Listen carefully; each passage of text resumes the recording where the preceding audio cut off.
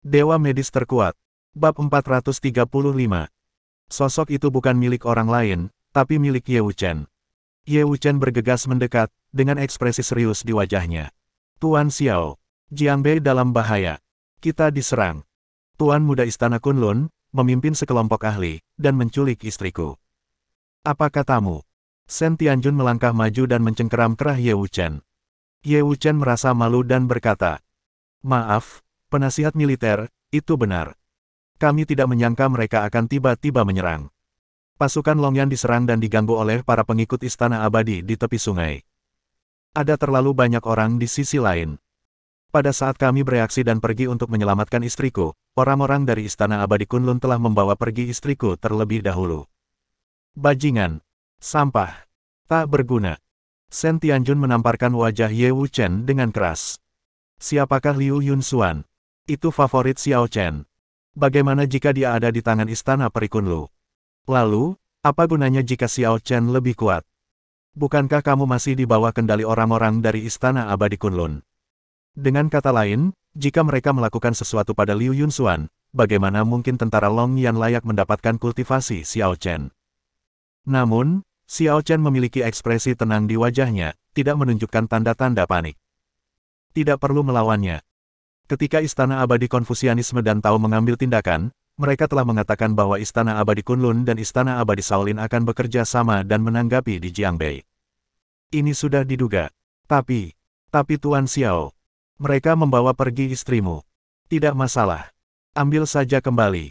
Sampaikan perintahku, kumpulkan semua pasukan api naga, dan langsung menuju ke barat, ke Istana Kunlun.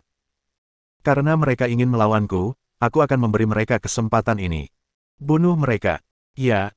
Shen Tianjun terkejut, mengetahui bahwa kali ini, Istana Abadi Wulin telah benar-benar membuat Xiao Chen marah. Kali ini, antara Xiao Chen dan Istana Abadi, hanya satu yang bisa bertahan. Tetapi pihak lain memiliki Liu Yunxuan dan Xiao Chen, jadi apakah dia akan ditahan? Dia tentu saja tidak tahu bahwa Xiao Chen telah menduga akan ada seseorang yang menyerang Liu Yunxuan dan Xiao Zi. Oleh karena itu, baik ibu maupun anak perempuannya telah ditempatkan di bawah pembatasan masing-masing. Pembatasan yang ia buat tidak dapat dilanggar bahkan jika seluruh dunia meledak. Karena itu, dia tidak takut siapapun menyakiti Liu Yunxuan. Mereka dapat membawa Liu Yunxuan pergi, tetapi mereka bahkan tidak dapat menghilangkan sehelai rambut atau setitik debu pun dari tubuh Liu Yunxuan. Karena itu, Xiao Chen tidak takut sama sekali. Di sisi lain, di Tanah Suci Istana Peri Barat, wilayah Kunlun Yuxu. Di aula utama, Tuan Muda Istana Abadi Kunlun, Lin Jingyu, berjalan perlahan ke aula sambil meletakkan tangan di belakang punggungnya. Apa yang terjadi? Apakah kamu belum menghancurkan formasi di tubuhnya?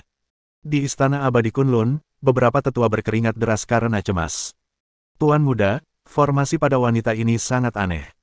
Tidak peduli bagaimana kita mencoba menghancurkannya, formasi itu tidak dapat digerakkan, seperti baja. Kami juga pernah berlayar melewatinya sebelumnya, menggunakan api dan listrik untuk menyerangnya.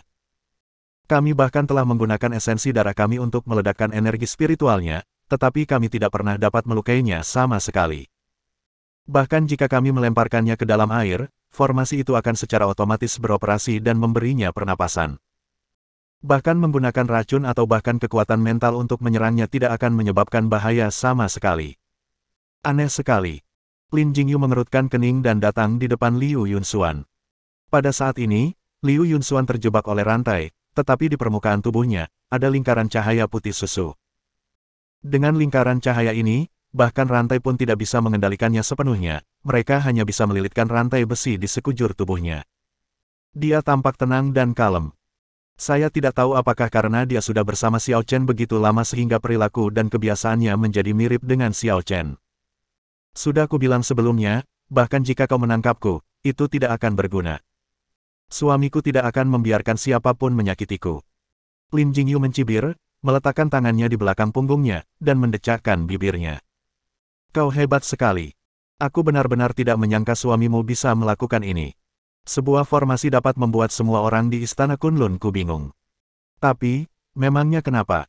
Selama aku menangkapmu, Xiao Chen, kau pasti akan datang ke Istana Kunlunku, dan itu sudah cukup. Kau tidak sebanding dengan suamiku. Jika kau pintar, aku sarankan kau untuk segera melepaskanku. Mungkin suamiku akan menunjukkan belas kasihan dan mengampuni nyawamu. Lin Jingyu mencibir lagi. Membiarkanmu pergi. Apa menurutmu itu mungkin? Suamimu telah membunuh putra tuan kita, dan telah menciptakan perseteruan dengan istana Kunlun kita. Jika kita tidak membunuhnya, bahkan jika seluruh istana Kunlun kita bersedia, tuan tidak akan setuju. Aku tidak mengerti, mengapa kamu begitu aktif demi putra master istana abadimu. Perkataan Liu Yunxuan membuat Lin Jingyu sedikit menyipitkan matanya. Jangan coba-coba membuat keributan di sini. Aku tidak sebodoh itu. Aku akan mengatakan yang sebenarnya. Aku juga ingin bertemu dengan suamimu Xiao Chen. Kudengar kekuatannya telah mengejutkan semua orang di istana Wulin. Sebelum dia, aku adalah pemimpin generasi muda di Wulin. Namun, dengan kemunculannya, aku telah kehilangan ketenaranku. Hanya dengan membunuh suamimu Xiao Chen, aku, Lin Jingyu, dapat kembali mendapatkan gelar pahlawan nomor 1 di dunia seni bela diri. Nomor 1 itu milikku, tidak seorang pun dapat mengambilnya, dan siapapun yang mengambilnya, aku akan membunuhnya. Liu Yunxuan berkata dengan tatapan tegas. Apapun yang kalian katakan, pada akhirnya kalian semua akan gagal total. Hahaha. Lin Jingyu tiba-tiba tertawa terbahak-bahak ke arah langit. Kau pikir masalah ini terlalu sederhana? Aku akan mengatakan yang sebenarnya. Kali ini, bukan hanya istana Kunlun kita yang akan membunuh Xiao Chen, tetapi seluruh istana Wulin. Sejujurnya, saat ini, seluruh dunia seni bela diri bangsa Yan, dengan lebih dari 300 istana abadi dan hampir 2 juta prajurit, sedang menyerbu ke arah kita satu demi satu. 2 juta, masing-masing dari mereka berada di atas alam dewa. Dan di antara mereka, ada banyak master super. Singkatnya, Xiao Chen pasti akan mati tanpa tempat pemakaman kali ini. Tidak peduli apa yang kau pikirkan. Tidak ada yang bisa menyelamatkannya. Liu Yunxuan tersenyum acuh tak acuh. Kau sama sekali tidak memahaminya. Dia bukanlah orang yang bisa kau perkirakan sesuka hati. Jangankan 2 juta prajurit, bahkan jika ada 20 juta, kau mungkin bukan lawannya. Lin Jingyu menyipitkan matanya dan matanya menjadi dingin. Aku katakan padamu, Xiao Chen pasti sudah mati kali ini. Jika saatnya tiba, aku akan membawamu ke medan perang secara langsung dan membiarkanmu melihat dengan jelas bagaimana Xiao Chen dibantai sampai mati oleh kami satu persatu. Dan setelah dia meninggal, formasi di tubuhmu akan runtuh dengan sendirinya. Kalau begitu, aku akan menikmati hasil kemenanganmu di hadapan semua pahlawan di dunia bela diri. Hahaha. Bab 436. 7.000 murid Istana Es telah berkumpul di Istana Kunlun untuk mengalahkan Xiao Chen. 5.000 murid dari Istana Abadi Longteng telah tiba dan berkumpul di Istana Abadi Kunlun untuk menyerang Xiao Chen. Istana Abadi Yunteng, 8.000 murid ada di sini. Satu demi satu istana peri. Kumpulkan murid-muridmu dan segera berkumpul menuju Istana Abadi Kunlun. Murid-murid Istana Abadi ini mampu mendominasi tempat manapun. Tetapi hari ini, untuk menghadapi Xiao Chen, mereka tidak punya pilihan selain berkumpul di sini. Meskipun hanya ada beberapa murid di setiap istana peri, sungai-sungai kecil bertemu menjadi arus laut, dan ketika berkumpul bersama, mereka menjadi kekuatan besar. Mereka mewakili kekuatan tempur paling kuat di planet ini. Tidaklah berlebihan jika dikatakan bahwa mereka mewakili keinginan planet ini. Istana abadi yang tak terhitung jumlahnya berkumpul di sini dengan cepat. Tetapi pada saat yang sama, di Jiangbei, pasukan yang kuat juga berkumpul di sini dengan cepat. Awan gelap berkumpul di sebelah barat, dan karena ada banyak sekali orang-orang kuat yang berkumpul di sana, bahkan seluruh dunia pun gempar. Kunlun Timur, sebuah kota kecil, di dalam kedai teh. Bos, berikan aku semangkuk biluocun terbaik. Jika kurang dari 10.000, jangan dikeluarkan. Baiklah. Tuan-tuan, mohon tunggu sebentar, kami akan segera membuatkan teh untuk Anda. Orang biasa mungkin pergi ke tempat-tempat seperti restoran dan rumah makan. Namun, sebagai perbandingan, para master super dari berbagai istana abadi ini lebih suka pergi ke tempat-tempat mewah untuk minum teh. Pertama-tama, lebih tenang. Kedua, tempat terbaik bagi mereka adalah tempat di mana orang-orang biasa di dunia ini tidak mampu menghabiskan uang dengan seenaknya. Itu dapat lebih mencerminkan perbedaan identitas mereka. Kali ini, lebih dari 300 dari kita istana abadi telah berkumpul bersama untuk melawan Xiao Chen. Ini adalah pertama kalinya dalam sejarah. Dalam sejarah seluruh murid Istana Abadi, bahkan ribuan tahun yang lalu, ketika mereka menaklukkan tokoh legendaris itu, Kaisar Qin, belum pernah ada pemandangan semegah ini, bukan? Bahkan jika Xiao Chen dibunuh oleh istana abadi kita, dia masih bisa dianggap sebagai legenda. Benar sekali. Diperlakukan seperti ini oleh banyak istana abadi kita sudah merupakan sebuah tanda yang akan tercatat dalam sejarah. Sayang sekali jika Xiao Chen bisa bersikap baik dan menjalani kehidupan yang stabil, dia mungkin telah menjadi tokoh legendaris di istana abadi Wulin kita. Tapi dia benar-benar mencari kematian. Tepat ketika semua orang sedang berdiskusi. Beberapa aura tiba-tiba mengunci mereka semua. Merasakan momentum ini, beberapa murid istana abadi tiba-tiba mengecilkan pupil mereka dan berkata dengan wajah serius. Tapi teman istana abadi yang mana kamu? Kami adalah murid istana abadi Heng Sui. Kami datang ke Kunlun untuk berpartisipasi dalam perang salib melawan Xiao Chen. Saudara-saudara, tolong jangan membuat kesalahan dan melukai anggota keluarga kami. Begitu dia selesai berbicara, beberapa sinar dingin melesat ke arahnya pada saat yang sama. Kalianlah orang-orang yang akan kubunuh.